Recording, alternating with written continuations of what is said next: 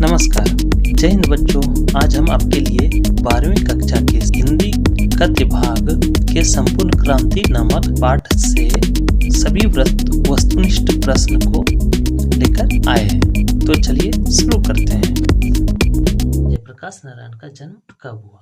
तो जयप्रकाश नारायण का जन्म हुआ 11 अक्टूबर 1902 ईस्वी को। अगला प्रश्न है, जयप्रकाश नारायण की पत्नी कौन थी? तो जयप्रकाश नारायण की पत्नी प्रभावती देवी थी। अगला प्रश्न है, प्रभावती देवी जी किनकी पुत्री थी? प्रभावती देवी जी ये थी ब्रजकिशोर प्रसाद की पुत्री। अगला प्रश्न है, जयप्रकाश जी की प्रारंभिक शिक्षा कहाँ पर हुई? जयप्रकाश जी की प्रारंभिक शिक्षा उनके घर पर ही हुई थी। अगला प्रश्न है, इन्होंने किस स्कूल में प्रथम दाखिला लिया? तो जयप्रकाश जी ने पहला दाखिला जो लिया था वो पटना कॉलेजिएट में लिया था। अगला प्रश्न है, जयप्रकाश नारायण को किसका दलाल कहा गया? तो जयप्रकाश नारायण को अमेरिका का दलाल कहा गया। अगला प्रश्न है, जयप्रकाश नारायण के स्वास्थ्य पर निगरानी रखने वाले डॉक्टर का नाम क्या था? तो उनका नाम था डॉक्टर रहमान। डॉक्टर रहमान। अगला प्रश्न है, जयप्रकाश जी को किसका भाषण सुनकर अमेरिका जाने की प्रेरणा मिली? तो ये स्वामी सत्यदेव जी के भाषण से प्रेरित हुए थे।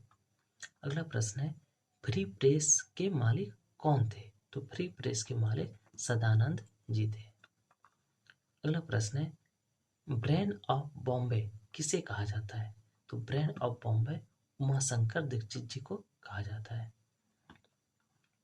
अगला प्रश्न है, जयप्रकाश नारायण ने आईएससी की परीक्षा कहाँ से पास करी? तो इन्होंने आईएससी की परीक्षा बिहार विद्यापीठ से पास करी थी। अगला प्रश्न है, लेनिन की मृत्यु कब हुई थी? तो लेनिन की मृत्यु 1924 में हुई थी। अगला प्रश्न है, जयप्रकाश मार्क्सवादी कब बन गए? तो जयप्रकाश जी मार्क्सवादी 1924 ईस्वी में बन गए थे। अगला प्रश्न है, फणीश्वर नाथ रेणु की पुस्तक कौन सी है? तो फणीश्वर नाथ रेणु की पुस्तक महिला आंचल है।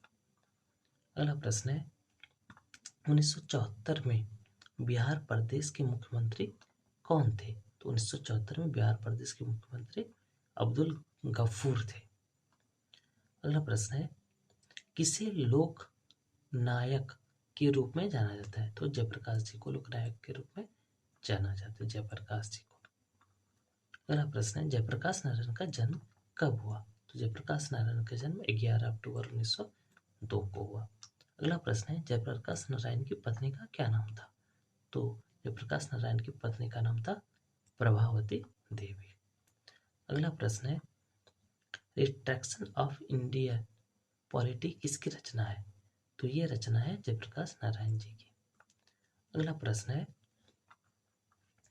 प्रजा सोशलिस्ट पार्टी का गठन कब हुआ? प्रजा सोशलिस्ट पार्टी का गठन अपना ये 1952 ईस्वी में हुआ। अगला प्रश्न है, जयप्रकाश नारायण को भारत रत्न की उपाधि कब मिली? तो जयप्रकाश नारायण को भारत रत्न की उपाधि 1998 में मिली। अगला प्रश्न है, उर्वशी किसकी रचना है? तो उर्वशी रामधारी सिंह दिनकर की रचना है। अगला प्रश्न है, माटी की मूरत रचना किसकी है? तो माटी की मूरत रचना रामवृक्ष बेनीपुरी जी की रचना है।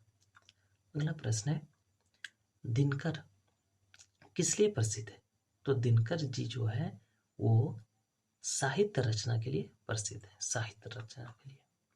अगला प्रश्न है, जयप्रकाश नारायण को भारत की जनता किस नाम से याद करती है? उसे लोकनायक के नाम से याद करती है। अगला प्रश्न है, जयप्रकाश नारायण ने संपूर्ण क्रांति वाला ऐतिहासिक भाषण कब और कहाँ दिया था? तो उन्होंने पटना में 5 जून 1974 ईस्वी को यह भाषण दिया था। अगला प्रश्न है, जयप्रकाश नारायण के बचपन का नाम क्या था? जयप्रकाश नारायण के बचपन का नाम बाउल था।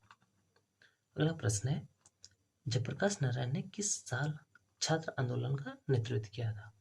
तो उन्होंने 1974 ईस्वी में छात्र आंदोलन का नेतृत्व किया था। अगला प्रश्न है, जयप्रकाश नारायण के पिताजी का नाम क्या था? तो जयप्रकाश नारायण के पिताजी का नाम था हर्षोदयाल। अगला प्रश्न है, जयप्रकाश नारायण रचित पाठ का नाम क्या है? तो इस पाठ का नाम है संपूर्ण क्रांति।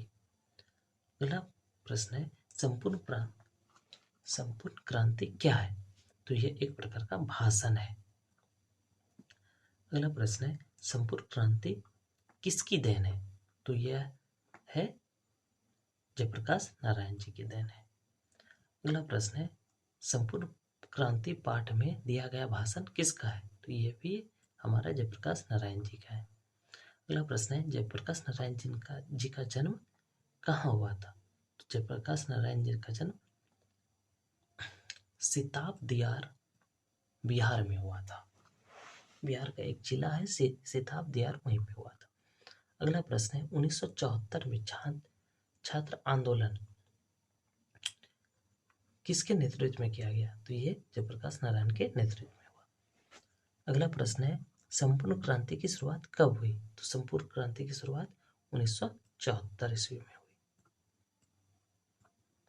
अगला प्रश्न है, जयप्रकाश नारायण को समाज सेवा के लिए किस पुरस्कार से सम्मानित किया गया?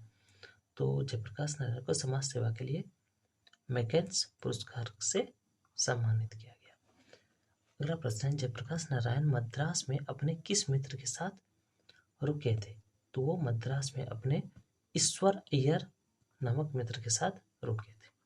अगला प्रश्न है, जयप्रकाश नारायण के अनुसार देश का अविष्ट किसके हाथों में है? तो उनके अनुसार देश का अविष्ट नई पीढ़ी के हाथों में है। अगला प्रश्न है, दिनकर जी को किसके घर पर दिल का दौरा पड़ा था?